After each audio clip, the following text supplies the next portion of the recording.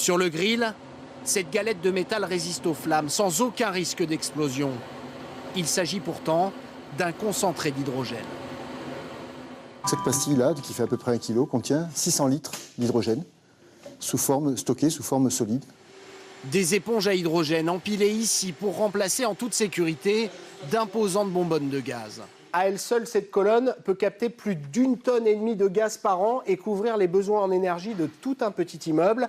Le marché de l'hydrogène est en plein boom. Il pourrait peser plus d'1,5 milliard d'euros en 2020. Car voici ce que cet hydrogène pourrait permettre de stocker demain. Le trop-plein d'électricité produit par ces champs d'éoliennes ou de panneaux solaires. Le procédé s'appelle électrolyse. En passant dans de l'eau, cette électricité sépare ces molécules. D'un côté, l'hydrogène que l'on stocke, de l'autre, l'oxygène rejeté dans l'atmosphère.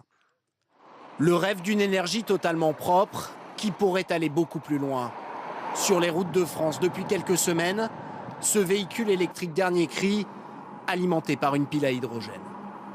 Vous n'avez pas de bruit, il n'y a pas de vibration, il y a une belle nervosité. Donc dès que vous accélérez, vous avez tout de suite une puissance immédiate. Les avantages d'un véhicule électrique et l'autonomie d'une voiture classique, 550 km, avec un plein réalisé en moins de 5 minutes pour le prix d'un plein d'essence. Mais le coût de cette voiture qui ne rejette que de l'eau reste prohibitif. Plus de 100 000 euros, une facture qui pourrait très vite baisser selon cet industriel. Aujourd'hui, c'est des séries, des petites séries, c'est des séries de milliers de véhicules. Donc on est sur des prix qui sont bien entendu plus élevés qu'une voiture classique. Mais c'est une industrie où dès que vous êtes sur des gros volumes, vous descendez les coûts très vite. Une pile à hydrogène aux applications de plus en plus nombreuses.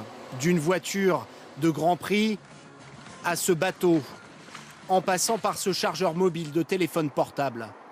Côté voiture, cette marque japonaise pourrait lancer dès l'année prochaine un véhicule à 50 000 euros.